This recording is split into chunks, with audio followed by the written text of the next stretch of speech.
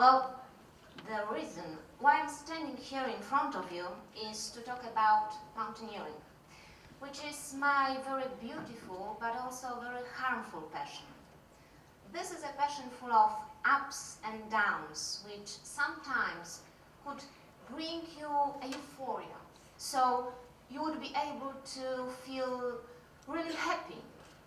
But sometimes it can make you feel sinking into despair.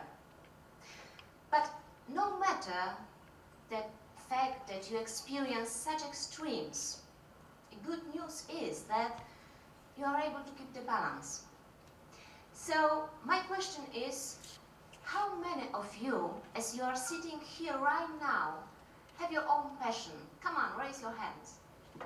Wow, that's a lot. All right. I'm really happy because those of you would know this secret linkage between the passion you have and the impact of its passion, how it influences, in fact, on your lives, on the way you behave, on the way you are. So this is a strong connection. And every passion, including mountains, give you an opportunity to find out more about yourself, to find out more about your limits, to be able to overcome barriers which in a normal life you would never expect that you are able to overcome. So, to tell the truth, I'll not be talking about mountains, but about every passion we have. Well, the same was in my case. I will tell you a short story about how mountains, one difficult situation, influenced on my life. Well, I was spending the end of August 2012 in the Swiss Alps, trying together with my friends to reach the Vorspitze. And now, guess, how high is this peak? Well, I will tell you that one hint. This is the second highest peak in Europe. So come on, let's guess. How high? Yeah? 4,500. Yeah, very close. Any guesses? 5. Not really. No. Yeah, you were the closest. It's 4,624 meters high. So it's, well, a lot. But it lies on the Swiss-Italian border, and the Swiss approach is a bit easier than the one from the Italian side. So we took up for our first trail. Well, everything was great, really. The weather was pretty nice, so we passed easily 2 glaciers and then Monte Rosa shelter. And finally, we climbed up 3,200 meters. We stayed there for a while. We set up our tents there just to spend there about 2-3 days to get acclimatized. But unfortunately, from that particular moment, it started to snow. And it had snowed, imagine, for 2 days continually. So, well, we were running out of food. We were pretty tired. So after a short discussion, we decided to turn back. We took down our tents in a rush, in a snow blizzard. And after 2 hours, we were ready to climb down. Well, unfortunately, we had to be extremely careful because the slope was steep, rocky, and all rocks were covered with snow.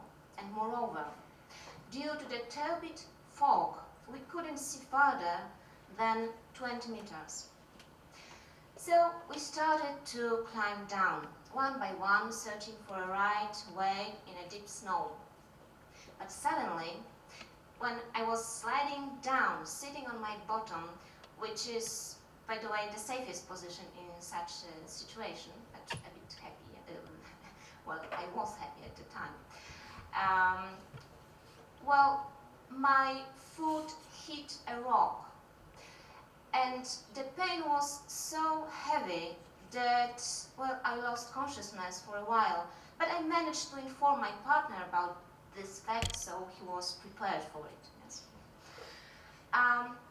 I didn't realize that at that moment I broke my ankle. I couldn't walk down, I couldn't continue climbing down. So we called the rescue team from Zermatt village, but they told us that because of bad weather conditions, they wouldn't be able to pick me up directly from the slope. So we had to manage somehow. Not going into details, after 8 hours of climbing down in a fog, in, well, a deep snow, we finally made it. We made it, and on the following day, the rescue team, the helicopter arrived, and they took me from the shelter to see the doctor in Zermatt. But it's not important in my story. And I'm not telling you this story to show you how brave I was. No. I just want you to focus your attention on your own limits and this linkage, this connection between your passion and these difficult moments where sometimes, happened in what you do, in fact, what you love to do. And these difficult moments teach you a lot. I learned a lot from this mountain lesson. Well, first of all, it made me stronger. It made me aware of my own limits. Really, I hadn't even had an idea that I would be able to walk for 8 hours with a broken ankle. So, difficult moments help you to distance yourself a bit from the conflicts, from the problems. They help you to be stronger and to face these problems. And, well, once you distance yourself a bit, then you would be able to focus on some constructive solutions, not going deeper into meaningless and time-consuming arguments. The same was with me. So, passion, with its difficult moments I'm talking about, just gives you an extra power to face problems, to overcome barriers you meet, makes you more valuable person, and shapes your character, shapes your will as well.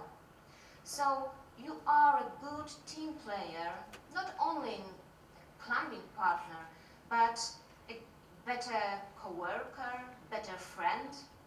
So that counts the most to me in mountaineering as my passion. Thanks a lot.